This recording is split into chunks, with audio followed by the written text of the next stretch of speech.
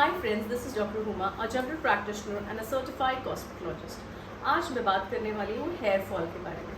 तो hair fall के कारणों की वजह से होता है, आप उसको स्टॉप करने के लिए क्या कर सकते हैं, और अगर ऑलरेडी आपको बॉल्डनेस आ गया है या आपके बाल चले गए हैं तो आपको क्या करना है। तो let's begin with the topic. अभी हेयर फॉल के कारण क्या है? सबसे मेन कारण है डेफिशिएंसीज। बहुत सारी चीज़ों की आयरन की डेफिशिएंसी होना, B12 की, विटामिन B12 की डेफिशिएंसी होना, ये सारी चीज़ों की वजह से आपको हेयर फॉल हो सकता है। तो आपको आपकी डाइट का बहुत अच्छा ख्याल रखना है। लाइक एग्स खाना है, आपको प्रोटीन की चीज़ें लेना है, बिकॉज आपके बाल जो है वो प्रोटीन से बने होते हैं। अगर आपकी बॉडी में प्रोटीन की डेफिशिएंसी है तो आपको हेयर फॉल होगा। तो अगर आपकी डाइट में ये सारी चीज़ें नहीं ले सकते तो आप मल्टीविटामिन टैबलेट्स होती है, आपको आपका पहले CBC करवाना होता है, B12 कराना होता है, विटामिन D कराना होता है।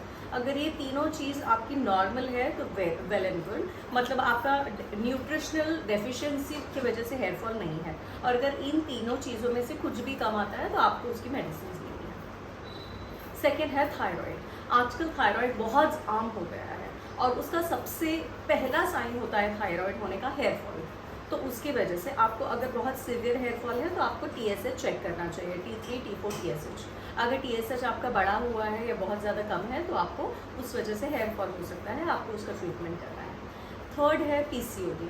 आजकल PCOD भी बहुत आम हो चुका है। PCOD में हेयर फॉल होता है, एक्ने होता है। आप अगर मेरा PCOD का जाके वीडियो देखेंगे तो आपको समझ जाएगा। PCOD की वजह से भी हेयर फॉल होता है, तो आपको अगर उसका हेयर फॉल कंट्रोल करना है तो आपको PCOD कंट्रोल करना पड़ेगा। नाउ जेनेटिकली, अगर आपके पुश्तों में लाइक आपके ग्रैंडफादर बॉल्ड थे, आपके फादर बॉल्ड है, तो आपको भी बॉल्ड होना, या आपकी मम्मी के साइड से आपकी मम्मी नानी के बाल बहुत कम थे या आपकी मम्मी के बाल बहुत कम थे और आपके अगर आप उन पे गए हैं, आपकी जीन्स उन पे गई है, तो ऑब्वियसली आपको हेयर फॉल होगा। मगर आप उसको डीले कर सकते हैं या उसको आप स्टॉप कैसे कर सकते हैं वो बताती हूँ मैं आपको।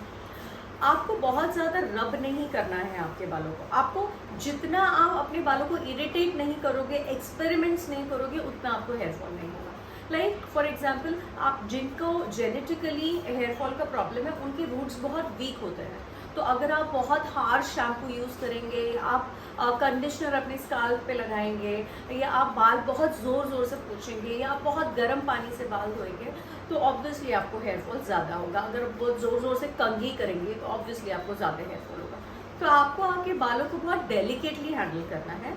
एक तो कोई भी केमिकल ट्रीटमेंट्स नहीं करना है। लाइक फॉर एग्जांपल, आजकल पहले स्ट्रेटनिंग थी, फिर वो स्मूथनिंग हुई, फिर रीबॉन्डिंग हुई, फिर अभी देयर सो मेनी थिंग्स, स्टीन है, there is kera bonding, so many things going on, right. तो ये केमिकल्स जब आपके शाफ्ट में जाते हैं और आपके रूट्स पे थोड़ा भी लगते हैं तो आपको एक्सेसिव, आपने देखा होगा कोई भी, अगर आपके जानकार के लोगों में किसी ने भी अगर ये सारे केमिकल ट्रीटमेंट्स कराए हैं तो आपको पता होगा उनको कितना हेयर फॉल होता है। उसकी वजह से उनकी डेंसिटी पूरी चली जाती है। तो आपको कभी भी ये केमिकल प्रोसीजर्स नहीं करने हैं। अगर आप स्टाइलिंग करते हो आपके बालों को तो आपको वंस इन अ वीक ही करना है, वो भी एक अच्छा हीट प्रोटेक्टेंट यूज़ करके आपको स्टाइलिंग करना है, नहीं तो obviously that is also going to cause damage to your hair और उसकी वजह से भी हेयर फॉल होगा। अब ऑयलिंग आप जब करते हो तो ज़्यादा करके लोग ओवरनाइट करते हैं, मगर जब ओवरनाइट ऑयलिंग करते हैं तो it doesn't make a lot of difference. In fact वो रात भर जो ऑयल रहता है वो आपके पोर्स को क्लॉग करता है, आपके सिबम को बाहर नहीं आने देता और बहुत ज़्यादा डर्ट एकॉमुलेट कर लेता है, जो कि अच्छा नहीं है आपके स्काल्प की सेहत के लिए।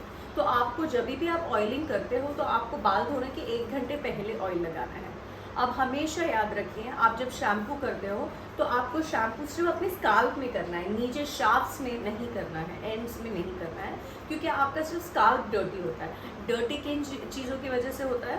आपके स्काल्प की जो स्किन होती है वो ऑयल प्रोड्यूस करती है, जिसकी वजह से आपका 4 दिन बाद, 5 दिन के बाद स्काल्प जो है वो ऑयली हो जाता है।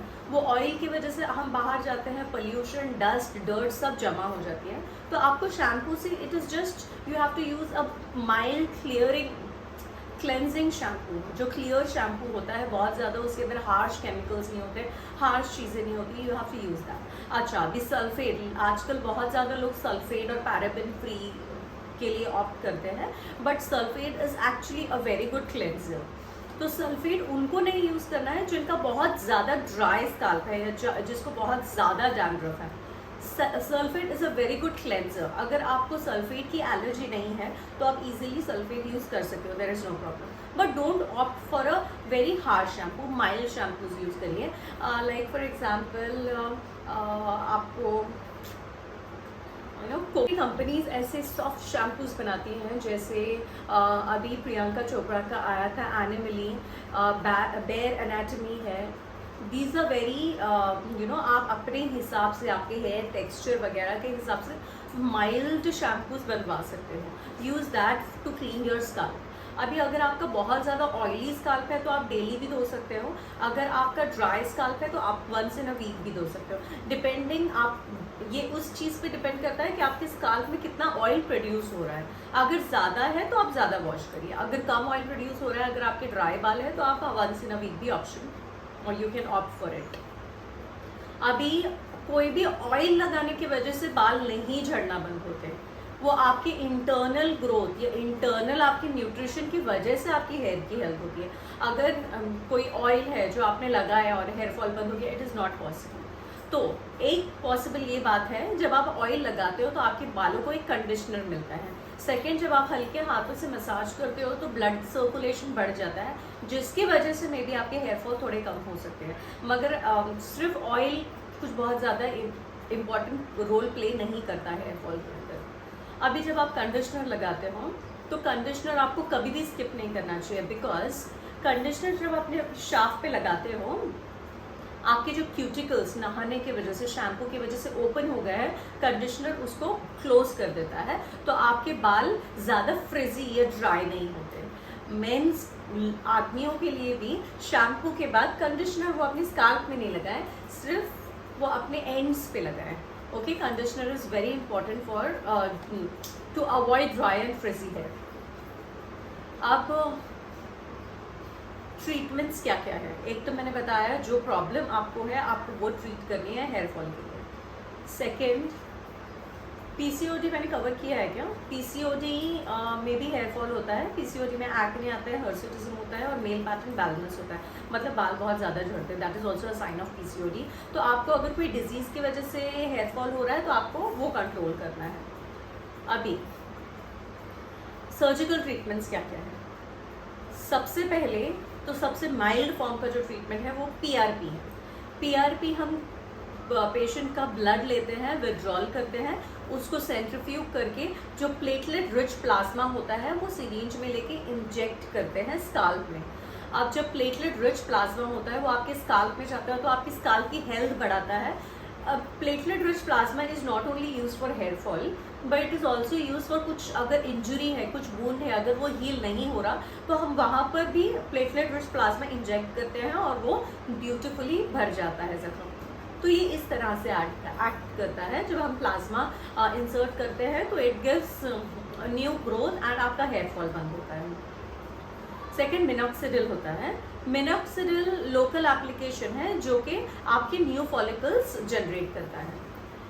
अभी नॉन इन्वेजिव हेयर ट्रांसप्लांट होता है, जैसे कि आपने मिस्टर अमिताभ बच्चन सर को देखा होगा, उन्होंने ट्रांसप्लांट नहीं कराया। It is like a wig जो आपके अकॉर्डिंगली बनाई जाती है और वो आपको पहनाई जाती है। It looks very natural.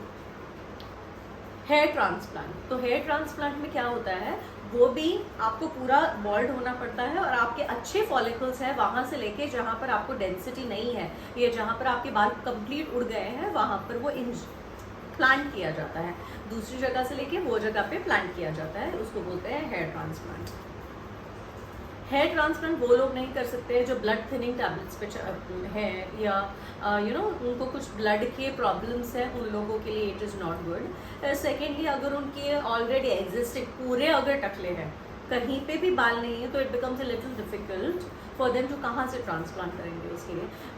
Generally beard के बाल भी ले सकते हैं फॉलिकल्स ट्रांसप्लांट करने के लिए, अंडर आर्म से भी ले सकते हैं ट्रांसप्लांट करने के लिए। जनरली बियर्ड के लेते हैं because they are very strong and thick, तो वो काम कर देता है। क्या आपको पता है शाहरुख खान सर ने एक इंटरव्यू में बोला था कि वो शैम्पू और कंडीशनर्स यूज़ नहीं करते, वो सिर्फ दही और नींबू से अपने बाल धोते हैं। डू यू थिंक ऐसा होगा? डू यू रियली थिंक कि शाहरुख खान सर यूज़ नहीं करते होंगे शैम्पू एंड कंडीशनर? अगर आपको नेचुरल चीज़ों से अपने बाल धोने हैं तो देयर इज़ शिकाकाई मिलती है, वो आप पानी में भिगो के उससे बाल धो सकते हैं। रीठा पानी में भिगा के रीठा से बाल धो सकते हैं। काफ़ी सारे लोग मुल्तानी मिट्टी से भी धोते हैं। पहले ज़माने में लोग यही चीज़ें इस्तेमाल करते थे, इसलिए उनको ज़्यादा हेयरफॉल नहीं होता था मे बी। और आजकल इतने केमिकल्स आ गए हैं, इतने प्रोडक्ट्स आ गए हैं, people are trying different things जो उनको सूट हो भी रही है, नहीं भी हो रही है, किसी को सूट हुआ नहीं हुआ, इट इज़ लाइक दैट। तो अगर आप नेचुरल चीज़ें यूज़ करते हो लाइक शिकाकाई, रीठा, मुल्तानी मिट्टी बाल धोने के लिए, तो it is a healthier option. Like for example आप वो केमिकल्स नहीं लगा रहे हो अपने बालों में, एंड उसकी वजह से आपको कुछ साइड इफ़ेक्ट्स नहीं होंगे अगर कुछ बेहतर नहीं हुआ तो। I hope you like the video. अगर आपको अच्छा